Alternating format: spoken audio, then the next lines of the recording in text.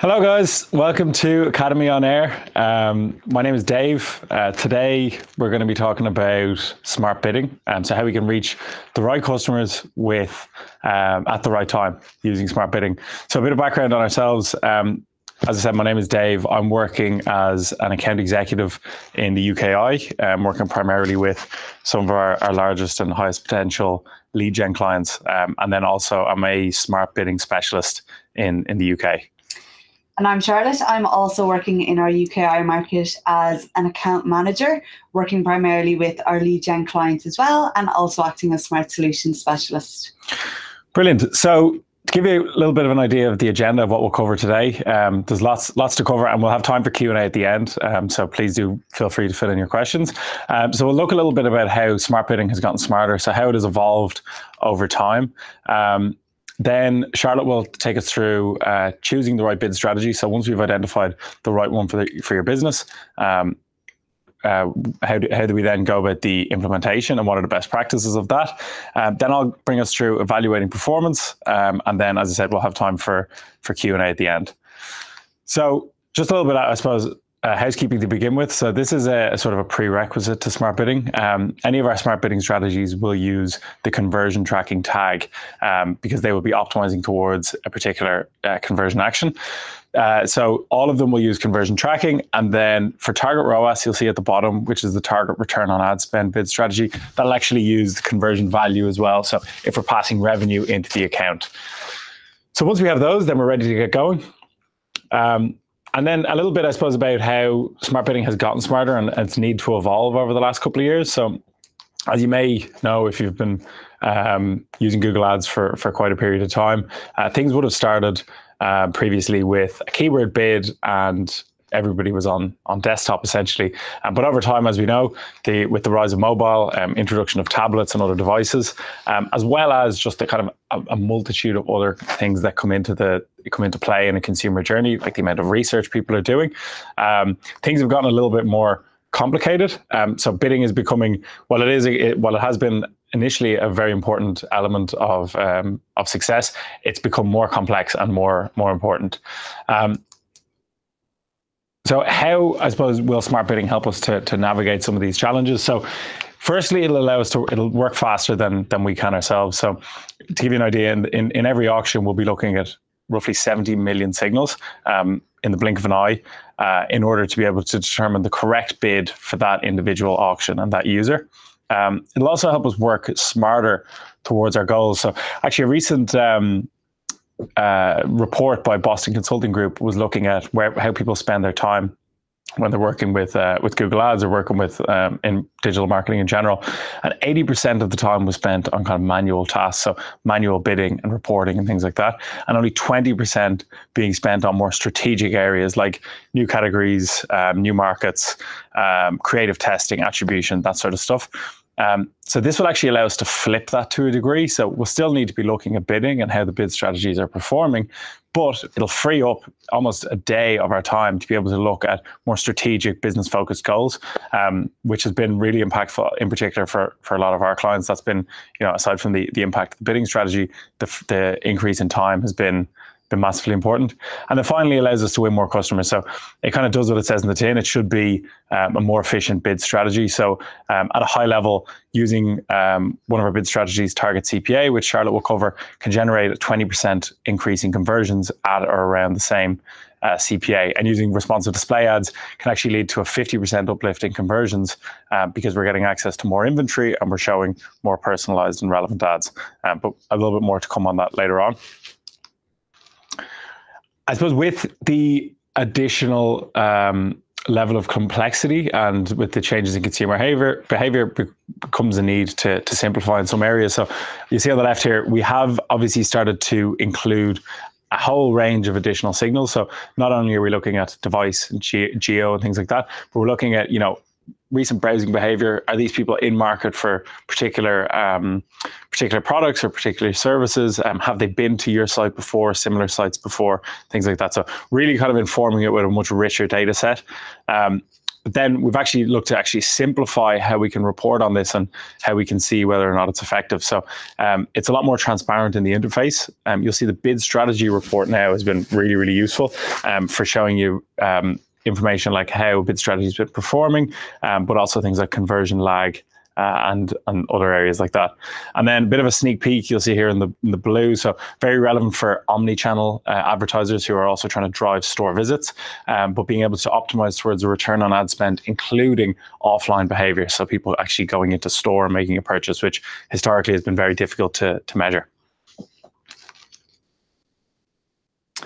So I suppose the main takeaway on this slide here is kind of smart bidding is becoming an awful lot more accessible, but also useful for advertisers. So as we move towards these fully automated bid strategies, not just enhanced CPC, we're focusing on business metrics is really what these are looking at.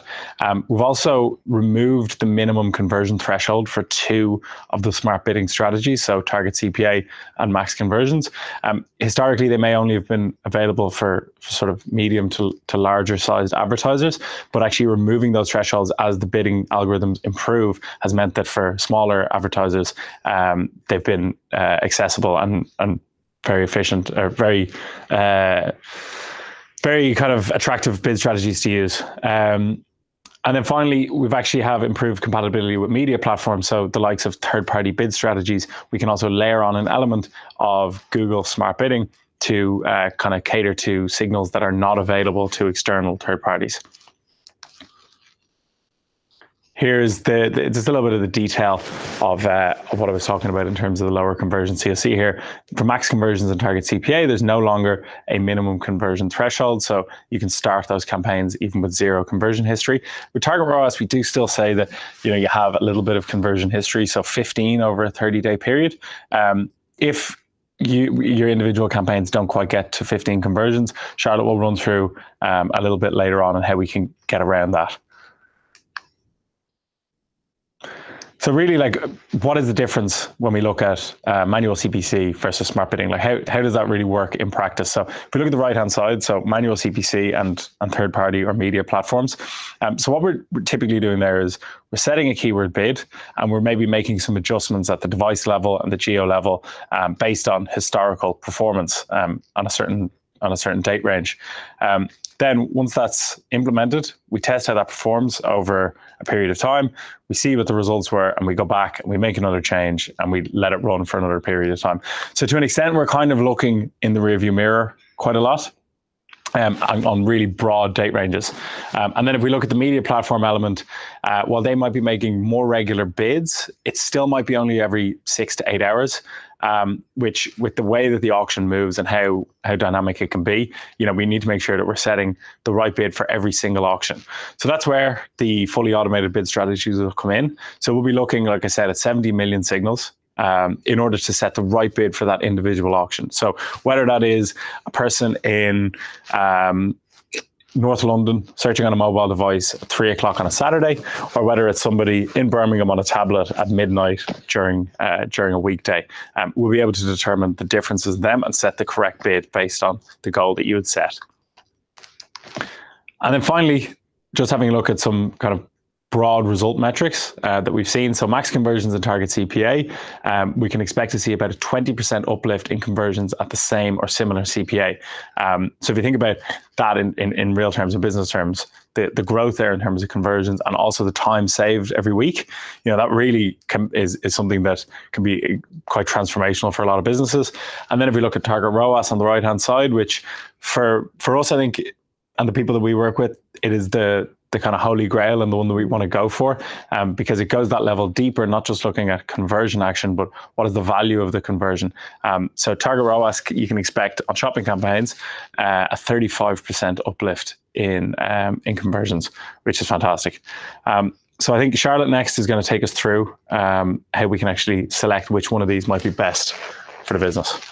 Yeah, so Dave spoke a little bit about, I guess, why smart bidding strategies are becoming more important to our businesses and our business metrics. And now we're going to have a look at how do we choose the right bid strategy to align with those business goals.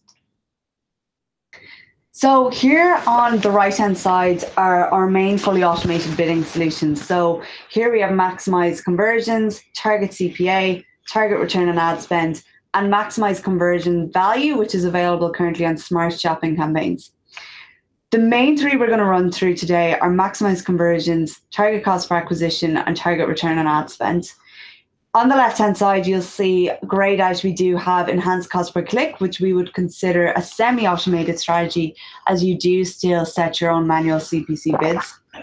But when we chat about smart bidding solutions, we're really talking about these three in the middle there. And that's going to come down to what goal your business has. So is it a case of we're looking to maximize as many conversions, as many sales, as many leads as possible? Maximize conversions might be the best one for us. Versus if you do have more specific goals around a specific acquisition cost or a specific ROI metric, target CPA or target ROAS may come in as more valuable assets there. A quick tip here: in our new Google Ads interface, you will see the recommendations tab. You'll also see a beta tool there called our optimization score, which will give you a percentage score out of 100% based on, I guess, the hygiene and health that's currently in the account. That will give you different recommendations based on the campaign data in the account. So you might see some recommendations here around a certain campaign being a good fit for maximize conversions or target CPA, for example. Do leverage that. It's a great one to see what will be a good fit based on your account data, and also give you some good metrics on what type of uplift you can expect. But looking at maximize conversions for a moment. So maximize conversions does exactly as it says. It essentially looks to drive as many conversions as possible within a specified budget. And the great thing with maximize conversions and with target CPA, as Dave mentioned earlier, is that we don't have any threshold needed in terms of conversion data. So you can start from 0 conversions at a campaign level to start with maximize conversions, no problem. It's available to you straight away. This, I guess, is probably ideally used if you don't have a specific CPA or ROAS goal that you're looking to achieve, and you're just trying to drive as much volume as possible. Another important aspect to note here is that maximize conversions will work particularly well with limited by budget campaigns. So if you find that you have a campaign or a number of campaigns in your account that are getting that red limited by budget flag, maximize conversions is a great fix to get as many conversions within that limited by budget campaign, if it's the case where we can't increase that budget at this time. And finally, then, we do want to note that it'll work best with campaigns that have less than 90% impression share. So essentially, if we do have less than 90% impression share, we've room to grow into and capitalize on more opportunities in the auction. Target CPA then, again, this is going to come in where you do have a particular cost per acquisition or cost per lead goal that you're looking to stay under or at for all of your conversions. So we look to drive more conversion volumes within that target CPA that you set. This can be a great fit for any business model. So whether it's an e-com business or a lead gen business, omni-channel business, if acquisition cost is the metric that you go by, target CPA is going to be the best fit for you. And again, we can start from 0 here in terms of conversion data. It's ready to go with from the offset. One thing I just add on that is, like, it is extremely efficient on search, and I think that's where people think of it a lot of the time. But particularly for display, this is always one. This or Target ROAS is always one that I would recommend, just because with search we are anchored to a keyword, so to speak. But with display, we're targeting quite large, while they're relevant audiences. We want to make sure that there's some feedback loop to say these are the placements, these are the audiences that are working best. So that's why with target CPA in particular is a fantastic one for display. Yeah, we've been seeing great success with CPA and display recently. Yeah. Yep. Another example here would be Van der Schuwe, for example, who saw 153% increase in their conversion volume using target CPA. Well pronounced. I tried. Finally then, target ROAS. So as Dave alluded to earlier, target ROAS really, I guess, is the pinnacle for many advertisers where they are very ROI focused. So this is going to seek to get the highest conversion value possible. So that's looking to maximize your total revenue at a particular target return on ad spend. And important to note, when you're looking at the Google Ads interface itself, Target ROAS, or ROAS as a column, will look at the conversion value divided by cost column. So if you look in there, you'll see what your current ROAS is, and it's ideal to make sure that we set that target to start off with. So setting an achievable ROAS target that is in line with what you're currently achieving, and then we can make incremental increases or decreases down the line as needed. It does say here it's available for display, which again works fantastic on. It is also available for search and shopping campaigns as well. And for that, we do need a minimum threshold to target return on ad spend. So we'd look at having 15 conversions passing through the account over 30-day periods, ideally 15 conversions at a campaign level. But if it's the case where you're having some smaller volume campaigns which maybe aren't reaching that 15 conversion threshold, there is a possibility to essentially group campaigns together with a portfolio bid strategy. And that would basically tie them together with a common ROAS goal, and it'll help you get past that 15 conversion threshold if you need. Another example here of where Target ROAS has worked particularly well for an advertiser of ours, but I think in particular myself and Dave have seen fantastic success with Target ROAS over the past year or so, particularly with the travel industry client, right? Yeah, so we work with a travel insurance client who, they sell the policies online. They initially had been working to a CPA goal when they were bidding manually, but after being able to include the revenue values and bid to a ROAS, because the insurance policies, obviously, depending on the length of the location, can vary, it allowed them then to actually set different ROAS targets per campaign or location, and then maximize out the value of what they're getting in them. So it's actually worked really well from them moving from manual to CPA to including revenue, and finally moving to Target ROAS. So again, it's just all about bringing the focus back to the business metrics and KPIs that actually matter, and return on ad spend is going to align very well with that.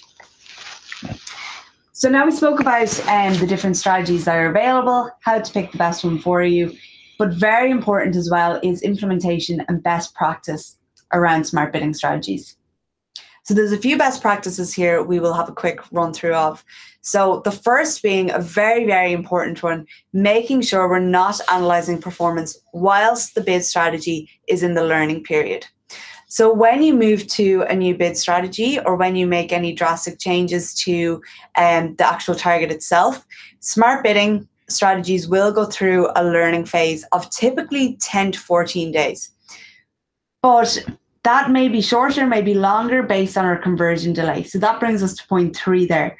Very important to take into account the conversion lag between click to conversion when we're analyzing performance.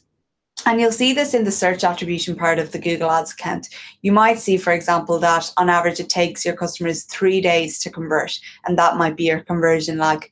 And if that is the case, then it's important for us to take a 3-day look back window when assessing the performance of our campaigns. Because if we don't use that look back phase, we won't be getting all of the data available to us. So I was going to say on number 2. Yeah. Go for it, Dave. Well, I was going to say, so sometimes people think that when they enable one of these campaigns that they can just set whatever, they can set a CPA that's ideal, or like half of what they've been getting historically. But I think setting the CPA or the ROAS based on what you have been getting in the last 30 days is always a good starting point, because it allows it to be realistic and allows it to kind of learn a little bit faster. That doesn't mean that we're tied to that. It means that we can still reduce that over time or increase the ROAS goal that we have. But it's just as a starting point to make sure that we're successful from the beginning, to look at last 30 days as your target. Yeah, absolutely. It's all about setting an attainable goal at the start, because the idea with these strategies is to drive more conversions at a particular CPA or more conversion value at a particular ROAS. So setting it up for success at the start, set it with that achievable goal that it's historically achieved over 30 days, as Dave said, and then down the line we can look to make incremental changes if we do need to move it towards a more efficient target. Another very important metric or thing to take into account here is looking at the right metrics when we're assessing the bid strategy. So if that's ROAS, looking at conversion value and the ROAS column, or if it's target CPA bidding, looking at conversions and the actual cost per acquisition. Do ensure that we're not budgeted or limited by budget, when it comes to your campaign budget. So if we are capped there, essentially we won't have an opportunity to grow within that campaign. So do make sure that you're uncapping your budgets, particularly with Target CPA and Target ROAS, to capture the full opportunity. And finally then, on best practices, do make sure that we're not looking to make any major changes to campaigns, particularly when it's in the learning phase, because we do need to essentially let the bid strategy learn what works and what doesn't, and optimize towards the target we've set. And with smart bidding strategies, it's really important to feed it the right signals. So there's going to be a few other elements here, such as smart creatives and audience lists that are going to feed into bid strategy to make it as efficient as possible. So the more information we can give it and the more accurate information we can give it, the better the smart bidding strategy can perform to your target. So do leverage smart creatives such as responsive display ads, responsive search ads, to make sure we're using the most impactful ad creatives with our smart bidding strategy.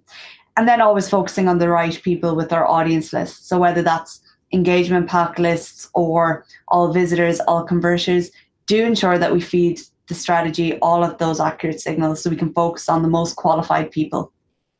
And finally, critically then, attribution is a big feeder into smart bidding strategies. So do ensure that you're not using a last click attribution model. Do look at more inclusive ones such as data-driven or time decay or linear, depending on what fits best with your business model, to make sure that we're having an inclusive view of the entire customer journey that will feed into that smart bidding signals as well. Final thing to note when we chat about best practices and implementation on bid strategies is that smart bidding strategies such as maximize conversions, target return on ad spend, and target CPA are more than equipped to deal with seasonal spikes. So many of our different advertisers will experience seasonality throughout the year, whether it's university clearing or travel in January, retail at the end of the year. Smart bidding strategies are still your best bet there to get the best performance. So there's no need to go back to the likes of manual or ECPC bidding. But what we will have a look at is if there's adjustments needed to the actual target, if you're using Target CPA or Target ROAS. So when we chat about seasonal spikes, they do fall into two buckets. So we'd usually look at longer trends, which is 3+ days, versus sudden spikes, which would be 24 to 48 hours.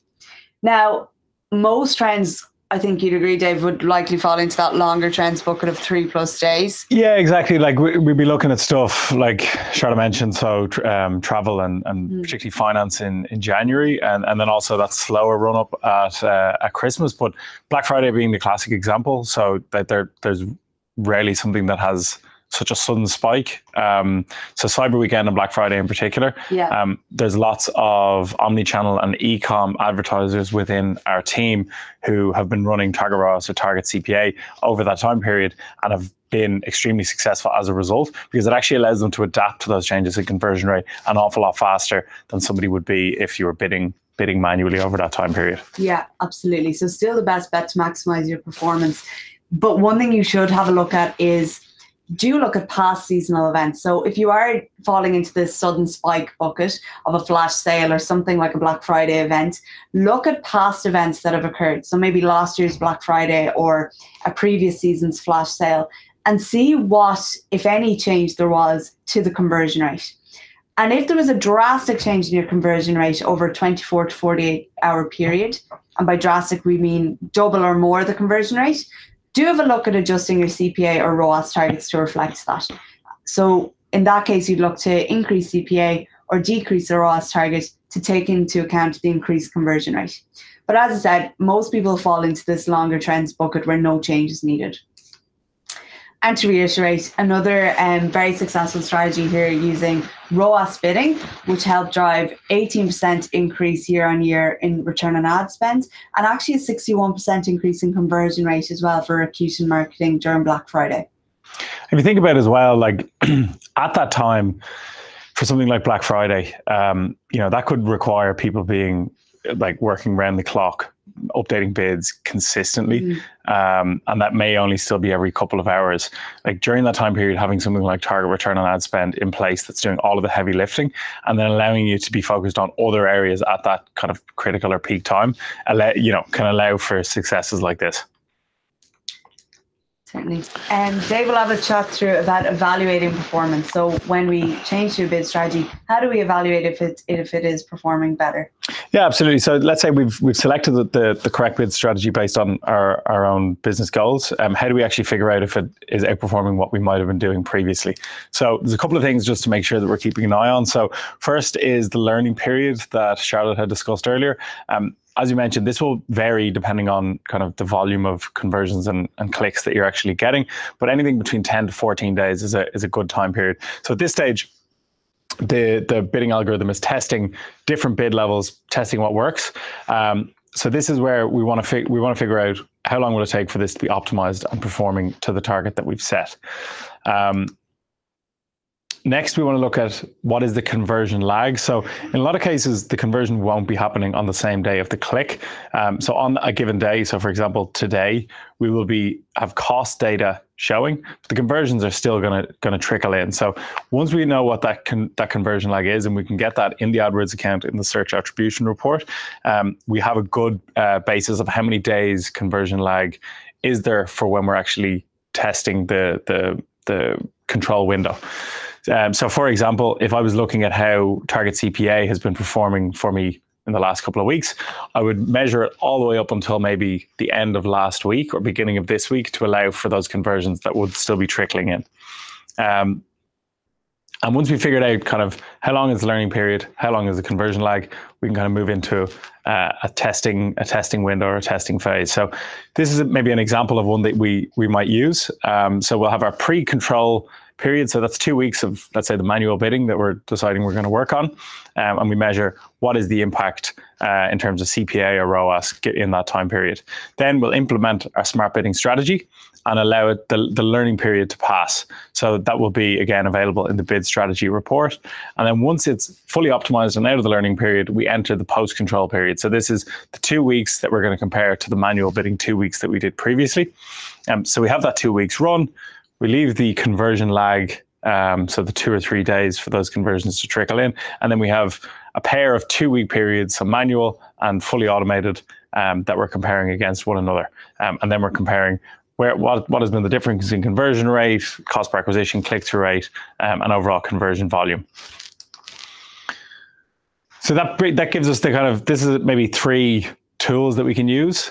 So the one on the far right is the one I just discussed. So it's the pre and post metric analysis. The one thing I would say about that is that there is other factors that will come into play. So maybe a seasonal change or other things in consumer behavior that can impact the difference in results. So the 2 on the left, first we have target metric comparison. So that's very simply, we've set a target CPA of £5 or a target return on ad spend of 200%. Are we hitting that goal during the time period once we've left that learning phase? And the goal is that we are. But if we're still maybe a little bit unsure and we want to do a head-to-head test, we can look at Drafts and Experiments, which launched a couple of years ago. So Drafts and Experiments will allow us to select a number of campaigns.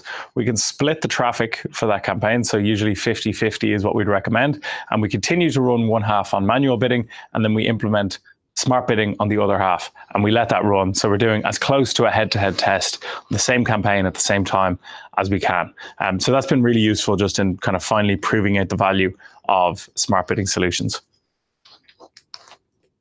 So to quickly recap before we go to the Q&A, we've covered how smart bidding has gotten smarter. So the changes that we've made in order to make sure that smart bidding is focused on business metrics and that it's catering for all of these different changes in the consumer journey. So we need to determine what business goals are we going to go for and what strategy will we use. So for some people that will be cost per acquisition, for others that will be target return on ad spend if we're maybe e-com advertisers, but there's also max conversions if we don't have unlimited budgets and we're trying to maximize volume. Then when we actually have selected one and we go to implement, we want to make sure that we're adhering to all of the best practices that Charlotte went through. So feel free to go back through this deck and run through each of those individual best practices. And then once we've implemented it or we're testing it, we want to make sure that we're evaluating the performance correctly. So making sure that we're adhering to the learning period, the conversion lag, and kind of using the right testing ground for those smart bidding strategies. So I think we'll go to the Q&A now. So hopefully we have a couple of questions in there that we can cover.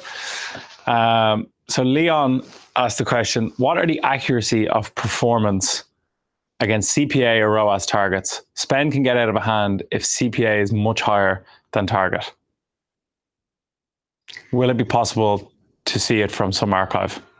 So I think one important thing to notice there for Leon is in terms of the accuracy of performance against CPA or ROAS targets, that's going to come down to the best practice of how you set the target. So really critical, as we said, not to just set your dream CPA or your dream ROAS target, but to firstly set an achievable target. And that's going to be based on the historic CPA or ROAS that it's achieving. So what I would do there is I would look at your campaigns over a 30-day period, look at the cost per acquisition or look at the ROAS, see what it's achieving, and set it at a campaign level to be in line with that. And then if you find that down the line that maybe isn't as efficient as possible, you can make incremental decreases or increases. We'd usually recommend maybe a 15% change in terms of making it more efficient, and doing that gradually to reach your goal a little bit more. But if you do set it at an achievable goal to start with, it should be highly accurate in terms of achieving that once we get past the learning phase and give it time to adjust. I think the other thing then is this is how smart bidding should work. So realistically, this will be learning from what does work and what doesn't work. And I think if we see that the CPA is high, that may still be at a learning period. So making sure that we are being patient enough to know that we have the learning period. And once it is optimized, it will then be optimizing to what works against your target. And it answers the question about, will it be possible to see it, to see this in kind of one place? Yes, we'll be able to see that in actually the bid strategy report. You'll be able to see all of those details and be able to test head to head. And if you change the CPA target during that time, it will tell you what is the average CPA target that existed at that time. And you can see how it performed head to head. Sure. We have another question here. So someone is asking, I implemented responsive display ads and it resulted in the campaign pretty much ignoring the targeting. So how do we benefit from responsive display ads without being shown to the entire world? I think what may be happening there, we probably need to check it in the account, is that responsive display ads shouldn't alter the targeting that you're using. So in that campaign, you may have been running some sort of display auto targeting. So whether that was conservative or aggressive. What responsive display ads will do is it'll give you access to more inventory because you're not limited to the old ad formats that we would have been looking at previously, and it'll resize, it'll appear on native, but that wouldn't mean that it will go beyond the existing targeting that you had. So I would just double check the targeting settings that are on the account to make sure that there's no auto targeting. If you go to audiences or keywords or placements in that display campaign, and if you scroll down to the bottom, you'll see display automatic targeting as a line item, and you may see that there's actually stuff populating in there, so you can toggle that on or off during within the settings tab. Yeah, just double check your settings there, because responsive display ads are brilliant in terms of having better impact and better inventory across the display network, but as Dave said, it shouldn't affect targeting, so do check in on your settings there. I think that is all the questions for today. So thank you all for tuning in. And as we said, this will be available at the same link if you'd like to look back at the deck at any stage or follow up on any to-do items. So thank you. Thanks, guys. Have a good day. See you later.